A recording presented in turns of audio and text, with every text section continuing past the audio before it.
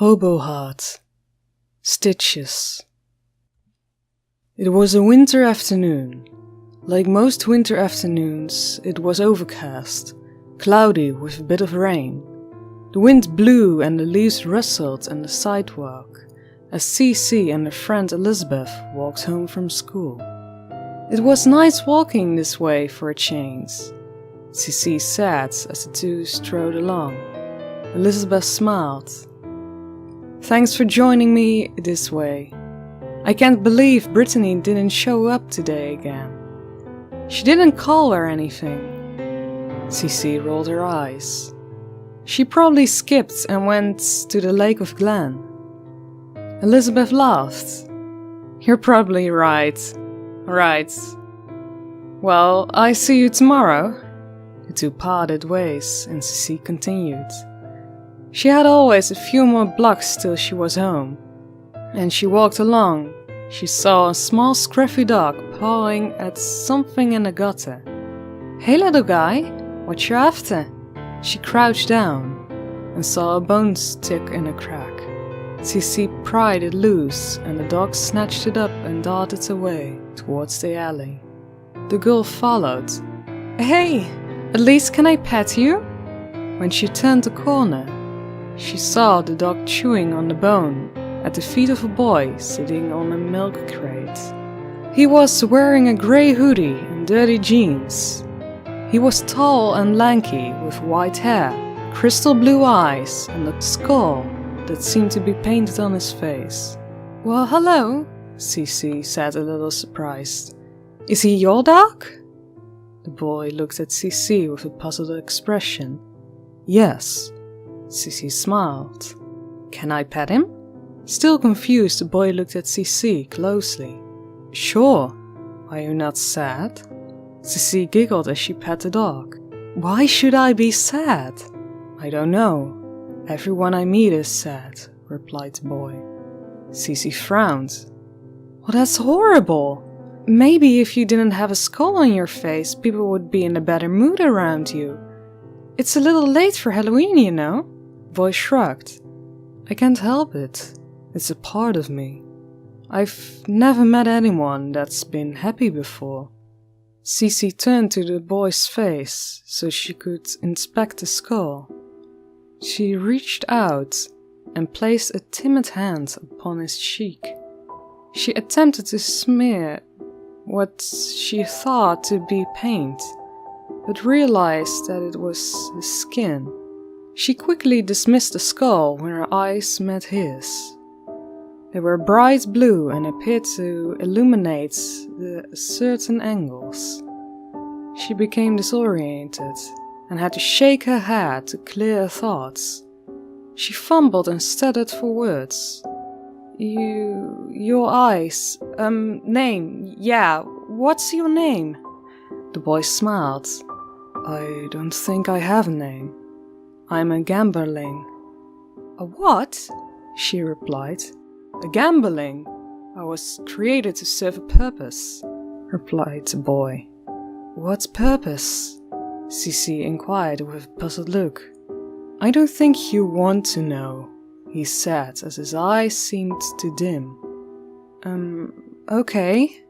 So, what do people call you? Cece asked, becoming more confused. The only one person who has ever called me anything was my creator, and he only calls me Gamberling, he said with hesitation. That makes me sad. You need a name, Cece said before being interrupted by the boy. No, as he reached out and grabbed her arm. Never be sad, my heart couldn't take it. Cece was startled. Why couldn't your heart take it? You just met me. You're special. Your heart is special. My heart has no place to call home, and you have made it feel something. It's never felt anything before, the boy said. Hobo heart. She smiled. Huh? The boy asked in confusion. That's your name. The boy whose heart has no home. Hobo heart. Cece explained. "And now that you have a name, you and I can be friends." The boy smiled. Yes, I like it. My name, Hobo Heart." "Okay, well, I have to go home. You'll be here tomorrow, so I can see you, right?" asked Cece. "Yes, of course," said Hobo Heart with a smile. Cece continued her walk home, but not before looking over her shoulder one last time to inspect the mysterious boy. The next day, Cece came to the alley to see Hobo. When she rounded the corner, he was sitting there on his milk crate. He looked up and saw her, and his heartbeat began to quicken. "You actually came back?" he asked with a smile. "Yes, of course I did, silly. Now, let's go do something besides sit in this alley," Cece said, as she blushed. "What could we do?" asked Hobo. "Well, I don't know. Anything is better than sitting here," Cece said, pulling at Hobo's sleeve. "I know. Let's go to the park." Hobo followed. "Will there be people there?" "I'm sure," Cece said, laughing. Hobo followed reluctantly as he pulled his hood closer to his face. The scruffy dog picked up a bone and chased after him. Then the two arrived at the park. It was full of people running around, playing football, throwing frisbees, and playing on the equipment. The two walked over to the swings. "So, what's your story?" Cece asked. "I don't have a story. I have a purpose. It's all I know," Hobo answered. "Well, what is this purpose you keep mentioning?" Cece pried. Hobo looked at the ground and kicked a rock. "I have duties I take care of to prevent something bad from happening." "What do you mean?" Cece asked. Hobo shook his head. "I don't want to talk about it." As the two talked, Cece looked up and noticed most of the people had left the park, and it was very quiet. The people that were still here were by themselves. Hobo looked around. "I need to be going." "Wait! Do I get to see you tomorrow?" Cece asked. "No," Hobo said. "There's something I have to do." "Okay. How about the next day?" She smiled as she asked. Hobo reached out and touched her blonde hair. "If that is what you like." She took his hand and touched it to her face. "It is." 2 days passed, and just as he had said, he met with her. They decided to go for a walk to a nearby lake. The two spent several days like this, just talking, laughing, and enjoying being in each other's company. Time seemed to slip away as the two grew closer together. One day, after school, when she arrived at their usually meeting place, Hobo relieved he had a surprise for her. He held out his hand, and she took it. "Hey, wait, before we go, I want to give this to you," Cece said as she reached into her pocket. "Valentine's Day is coming up, and I was wondering if you want to be my Valentine." She handed Hobo a small envelope. "What's a Valentine?" Hobo asked as he opened the envelope. It was a hand-drawn picture of 2 hearts entwined with the words, "Be mine," and above the drawing, "If you value your heart, you give it to me," written below. A Valentine is someone you care for and would be willing to give your heart to, because, you protect it and care for you, she explained. "So on Valentine's Day, you want me to give you my heart?" Hobo asked. Cece smiled. "Well, only if you want to. Deal?" Hobo said as he hugged Cece. Now, let's get going. You're gonna love this. The two headed out towards the country, near the outskirts of town, and the small dog followed, as always wagging his tail. After walking a while in the woods, Hobo made CC close her eyes. He took her hand and led the way for a few minutes, then stopped. "Okay, look," he said with joy. When she opened her eyes, before her was a massive tree on a hill. It was very old, and its many branches twisted and curved in thousands of different directions. The leaves were lush and bright, unlike all the trees surrounded it. The trunk was easily 15 feet tall in diameter. It was unlike any tree she had ever seen. The roots were more exposed than normal trees. They seemed to come from different points in the ground, almost like the tree was composed of several different trees, whose roots had grown together and had entangled and formed one massive tree. "It's so beautiful. It seems so special, almost magical," CC said in wonderment as she gazed at the tree. CC stepped closer to Hobo. She lifted his hood off his head and ran her fingers through his hair. His eyes widened as she moved in and closer to a kiss. He pulled away. "What's wrong? Have you never kissed a girl before?" CC asked as she smiled. No, Hobo replied. "Can I be your first?" she asked. Hobo shook his head yes. She moved closer. Hobo embraced her and she kissed him. After the kiss, Hobo gathered himself and pointed to the tree. "This is my purpose, to bring nourishment to the tree." As Hobo spoke, the scruffy dog ran towards the tree and disappeared into the extravagant root system. "Your purpose?" she asked with a puzzled look. "Yes, I live here and take care of the tree," Hobo replied. "Then why are you always in the alley?" CC asked. "I wait there to gather what the tree requires," Hobo said sharply. "So you actually live in the tree?" she inquired. "Yes," he answered. "I want to see your home," she asked, walking closer to the tree. Hobo shook his head. "No, not yet. You're not ready for that." "Can I touch the tree?" CC asked with an inquisitive tone. As she reached her hand out, Hobo turned to her with his call and grabbed her hand from the tree. "No, you must not touch it. You are not prepared for what it will show you." CC became nervous.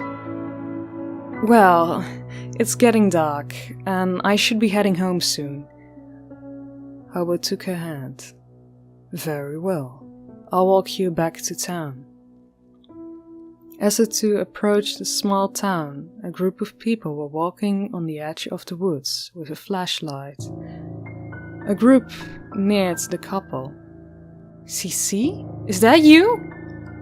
a voice called out. "Yes," CC replied. "It's Elizabeth. Where the hell have you been?" CC's friend asked frantically. She stumbled for words as Hobo backed out of the light and into the shadows. I've been with a friend." "You've been avoiding us at school and too preoccupied to speak to your friends.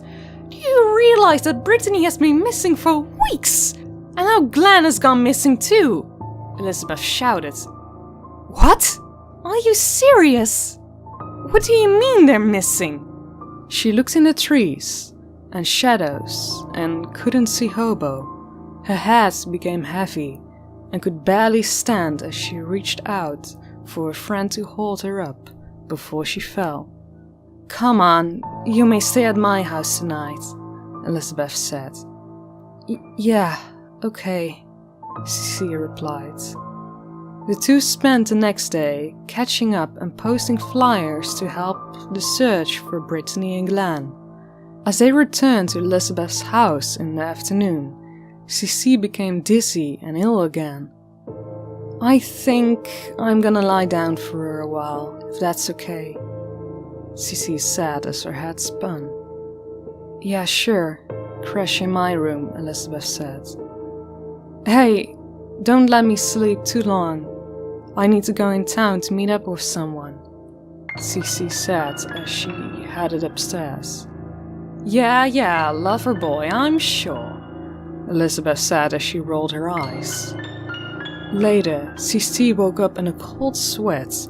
She frantically looked outside. It was nighttime. "Oh no. She got up and ran into Elizabeth's living room. Elizabeth was lying on the couch asleep. CC shook Elizabeth. "Hey! Wake up! What time is it?" "Hey, chill out." "I don't know. Look at my phone," Elizabeth said, half asleep. CC fumbled around in the dark to find her phone. It was 11:34. "Oh no, I need to go find him," CC said, starting to tremble. "Hey, look, whoever this guy is, he's no good for you. You've been slacking at school. When you're there, your parents are worried. Only God knows what's happened to Brittany and Glenn, and you didn't even care. You've totally lost yourself because I'm some guy. Spend a little time away from him and see how you feel," Elizabeth scolded. CC hung her head. "Yeah, I guess you're right. Guess I got a little carried away." As the day passed, CC attended school and hung out with her friends. Elizabeth repeatedly bugged her about a boy named Jim that had a crush on CC. Finally, CC gave in and said she would go out on a date with Jim if Elizabeth and a boyfriend joined them. The day of the date came. She met her friends at the local restaurant. Jim seemed nice enough, kind of a jock, and a little more aggressive than the guy she had gone on dates with before. Things went well enough. When they went outside to leave, Jim offered to give her a ride home. She didn't feel comfortable with it and asked Elizabeth and her boyfriend, Mike, to give her a ride home. The next day at school, CC opened her locker and a piece of paper fell out. She picked it up and looked at it. It was the Valentine she had made for Hobo. When she touched it, flashes of Hobo and memories of the time she spent with him ran through her mind. She started to panic and her palms became sweaty. She looked around frantically. How did it get there, she wondered. Right then Elizabeth walked up. "Hey, are you okay?" she asked. "You look like you've seen a ghost," Elizabeth said. "Yeah, I just need to let loose a little. I'm stressing," CC said as she rubbed her forehead. "Over that guy?" Elizabeth asked. "You need to quit worrying about that guy. He seems a little creepy anyway. It's Friday night and my parents are out of town. I bet Mike can get some booze and we can invite Jim over. How's that sound?" CC giggled and nodded her head. "Let's do it." Later that night, the four met at Elizabeth's house. Her parents left some cash for pizza. There had been a few beers when Mike suggested a game of truth and dare.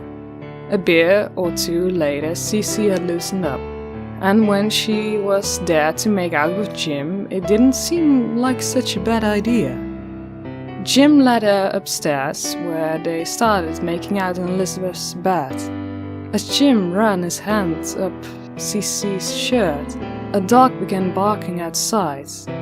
Jesus Christ! What's with Elizabeth's damn dog? Jim sighed. Elizabeth doesn't have a dog, Cece replied as she peered out of the window.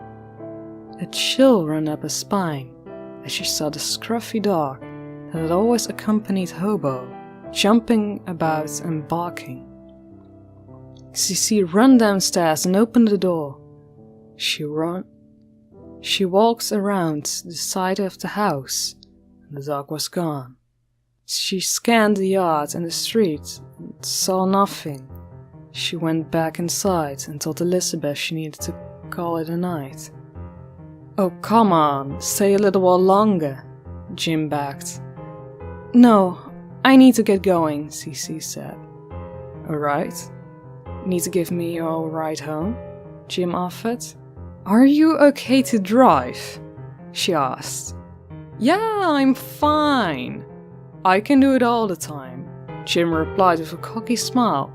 Alright then, let's go, Cece shrugged. On the drive home, Jim was paying more attention to Cece than the road. He grabbed at her thigh. Keep your eyes at the road, she yelled as she pushed his hand away. Jim looked back at the road, just in time to swerve and miss a parked car. Shaken, Cece asked, That's it, pull over. I'll walk the rest home. Jim locked the brakes. Fine, be a bitch about it. Cece got out of the car and slammed the door. What an asshole. Jim sped off as she began to walk the rest of the way home. She pulled her jacket closer as the cold night air nipped at her cheeks. A few houses from home, she heard rustling in the leaves behind her. She quickened her pace. She looked over her shoulder.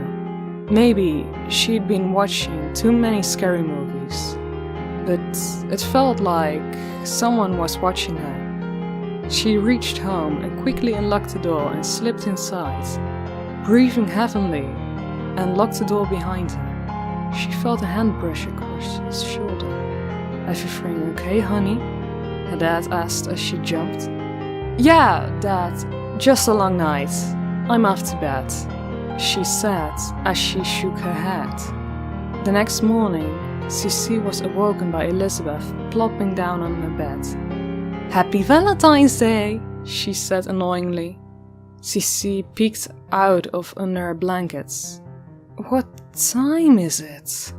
Time to get your ass up. We're going shopping. We have to get outfits for tonight. We are going to the movies with the guys, Elizabeth shouted. I'm not going if Jim is going to be there. He almost got us killed last night. I don't want to be around him, Cece said. Oh, stop, he was just drunk. Get over it, Elizabeth pleaded. The girls got in the mall. As they went from store to store, Elizabeth started to notice how melancholy everyone seemed. Shouldn't everyone be in a better mood? It's Valentine's Day. Jeez, Elizabeth said, looking around her. Yeah, I noticed that too, Cece said, as she scanned the crowd. The two finished their shopping and headed to the parking garage. Elizabeth opened the trunk and placed the bags inside as she carried on with the plans for the night. Mid-sentence, Elizabeth stopped talking. Cece asked her what was wrong and turned to look at her. Elizabeth stood still, staring at the ground as she began to sob. Hey, what's wrong? Cece asked as she grabbed her hand. Her hand felt cold, and her eyes were fixed to the ground. Elizabeth was completely unresponsive. She just stood there, sobbing, just when she felt something touch her leg. As she looked down, she saw a small, scruffy dog with a bone in its mouth. She quickly looked up, and Hobo was standing there. Have you been following me? She asked. I sent him over to watch you. Hobo nodded towards the door. I don't need to be watched over. What's wrong with Elizabeth? Are you doing this to her? Sissy said, becoming irritated. I don't mean to. I told you, everyone is sad. Hobo said as his shoulders sank. You need to go, Sissy shouted as she pushed Hobo away. It's your Valentine's Day. I thought I was to give you my heart, Hobo asked. No, not anymore. You're not like me. You can't be with me. You need to go, Sissy implored as she began to cry. Hobo turned and walked away. The dog followed. As the pair exited out of sight, Sissy noticed that the dog had left his bone. Upon closer inspection, the bone appeared to have fresh blood on it. As Sissy knelt down to get a closer look, Elizabeth startled her. What the hell is that? Are you ready to go or what? Sissy stood up and examined Elizabeth's face. Are you okay? Yeah, why wouldn't I be okay? Elizabeth asked as she chuckled and closed the trunk. Let's go. Yeah, okay. Sissy got in the car and glanced around one last time. Later that night, the girls arrived at the movie theater to catch a movie with Mike and Jim. As the girls pulled in, Sissy saw the guy standing next to Jim's car. As Sissy exited the car, Jim placed his hand on the shoulder. You okay? I'm sorry about last night. I shouldn't have been driving. It was stupid. Sissy nodded her head. Well, at least he apologized, she thought to herself. The group went to see some cheesy horror movie. She sat with Jim. He was being a creep and kept trying to make out. She repeatedly denied his advances. After the movie ended, Elizabeth and Mike walked over to Sissy and Jim. Hey Jim, can you give Sissy a ride home? We've got other plans and not enough room in the car. Elizabeth winked. Hey guys, no, can I just ride with you and drop me off at my place? Sissy pleaded. Nope, Jim's a big boy and he can handle you. Elizabeth skipped off. Jim chuckled. Hey, come on, I'm not so bad. Sissy rolled her eyes. Please just take me home. Jim opened the car door. Ladies first. Sissy reluctantly got in the car. She didn't talk much as they traveled along. She noticed that they had missed her turn. Jim had driven them to a park near Sissy's neighborhood. Parked the car and turned off the lights. I don't know what you think you're doing, but you need to take me home, Sissy said in disgust. Oh come on, just one kiss. You didn't have a problem with it the other night, Jim said with a sinister grin as he leaned near her. Sissy slapped Jim in the face and got out of the car and started to run. Jim chased after her. He caught up to her and tackled her. She started to scream. Jim struck her repeatedly and told her to shut up. Her lip and nose started to bleed. Then ripped her shirt and pawed and groped at her body. She closed her eyes in terror as she frantically tried to fight him off. She heard a loud crack. Jim had stopped. She opened her eyes and saw Jim lying on the ground and a tall, lanky figure standing over her. He took his hoodie off and put it on her. Her vision was blurry, eyes swollen from being hit. His eyes were dark grey, almost black, and he had a skeletal system on his arms and chest to match the skull on his face. It was Hobo. He knelt down next to her. She couldn't see clearly what he was doing, but she could hear ripping and tearing of flesh and the horrible sound of blood spattering. She pulled herself to her knees and called out, Hobo? He reached out and handed her something. She took it. She then realized It was a still beating heart, pulsating in her hands. She looked at him. He placed his hands on either side of her face and tilted her head up and said, "I value my heart. You can keep it. I don't need it anymore." And kissed her on the forehead. She passed out. Cici woke up in her bed. She got up and went to the mirror. She had no injuries. She looked at herself over and could see no damage from the night before. What had happened? Was she dreaming? She walked downstairs. Her mother was cooking breakfast and her father was reading the paper. "Mom? Dad?" she asked. Her dad looked over. "Hey you! How was last night?" "What do you mean?" Cici asked. "Well, Elizabeth's mom called this morning. Apparently she didn't make it home last night after she dropped you off, and we saw on the news that some kids were missing. Didn't know if you knew about it. We figured it was just kids being kids." "You don't know anything, do you?"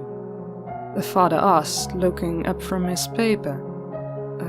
No, Cici replied. Cici's heart sank. She ran upstairs and started to look through her room. In her closet, in her drawers. She sat down on her bed. Then she heard it.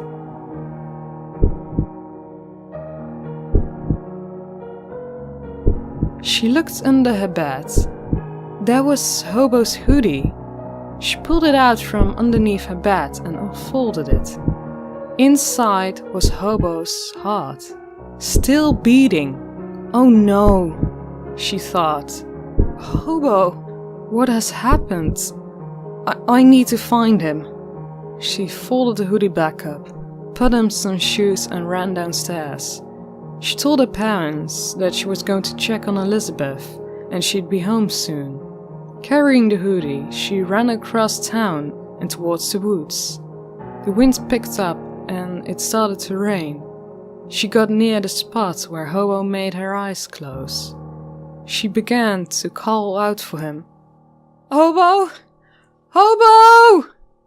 It was raining hard now. She looked all around. She saw Hobo's dog running through the woods.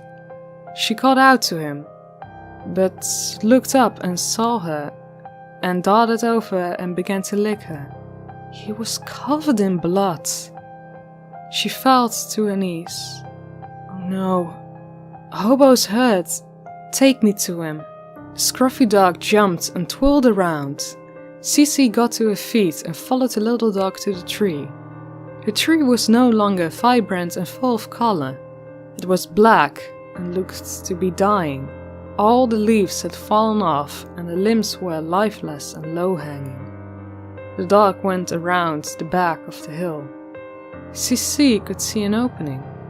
She looked down and started to walk in. She stumbled and reached out to grab one of the roots and to break her fall.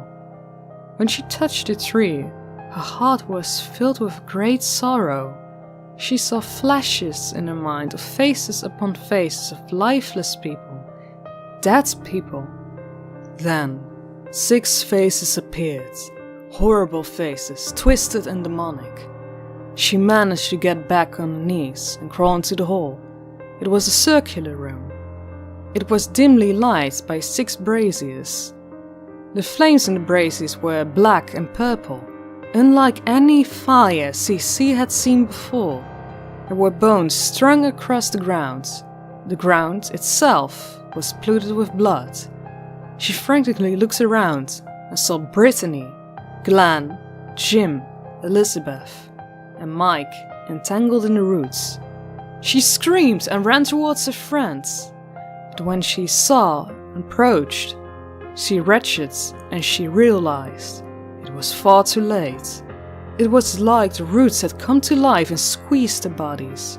Bones were cracking and breaking, the innards spilling forth. The small dog ripping an opening in Elizabeth's chest. pulling a bone loose, and began to shake it like a toy as it bounced across the room. Longly stinging roots hung above each of Cece's friends. Their hearts had been removed and now hung above them, intertwined within the roots. It looked like the tree was almost feeding off their hearts, absorbing the life of each soul into the tree. There was a sixth cluster of roots, with no body and no heart. Next to the empty cluster of roots lay Hobo. He was lifeless and still. Cece crawled through the horror and carnage to get him. She rolled to him. His chest was torn open, and there was a gaping wound. He had removed his heart. His eyes flooded open and met his. He blinked when his eyes got wider. "Why?" he asked. Cece began to cry. "Why? What? Why did you kill my friends? How could you do this? You're a monster!" she screams. Hobo strung for life. "I saved you, protected you from these people. I told you not to touch the tree. You were special. I shouldn't have brought my heart here. I filled my purpose." Cece pounded on Hobo's chest. "What purpose? Murdering people? Destroying lives?" Cryptic chanting in a foreign language began to echoing from the walls. Pumpkinpasta, lemtoma bremsis. Pumpkinpasta, lemtoma bremsis. Pumpkinpasta, lemtoma bremsis. The voices called repeatedly.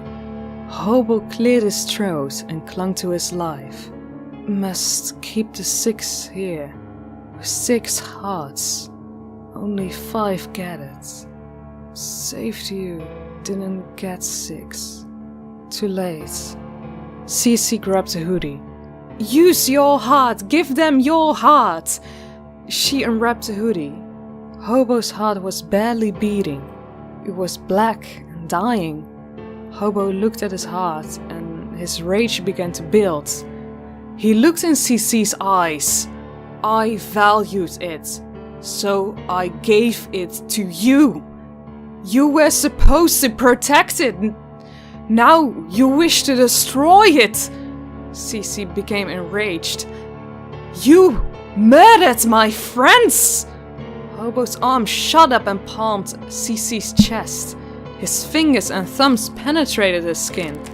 "Do you value your heart?" he demanded. He squeezed his hand into a fist, ripping her skin and flesh from her body. She fell on the ground, gasping for air. Chanting grew louder as Hobo rose to his feet. He arched his back and large black wings extended from his body. His eyes widened fiercely. Then he used his fist to crush Cece's chest as he struck her repeatedly. He then grabbed and pounded rib bone and ripped it from her body, exposing his chest cavely. She lay motionless as he reached inside and removed her heart. The roots from the ceiling extended and received her heart. Hobo looked up the roots and then back at Cece. "No." He placed Cece's heart into the opening of his own chest. He found a small silver of bone from the ground and took hair from Cece's head and began to sew himself back together. The small blood-soaked dog whimpered at his side and forced the crude bone in it out of its flesh. "Do not worry. It will do for now, though it won't last. It will need to be replaced." When he was done, he patted the dog on the head, walked out and picked his own heart and placed it on Cece's chest. "You can keep it. I do not need it anymore." He kneeled down and kissed her on the forehead one last time as he stood up and noticed something laying on the ground beside her. It was the valentine she had made for him. He picked it up and held it to his chest, then placed it in his back pocket. Hobo then turned the 6 braziers over and set the room ablaze. The room was quickly engulfed with fire.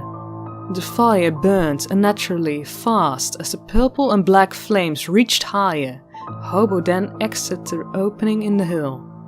As he walked away, 6 skeletal figures composed of black smoke crawled up out of the roots and flames, screeching and screaming as they cackled. At last, we are free. Hobo grinned as he walked away, the tree burning fiercely, despite of the rain.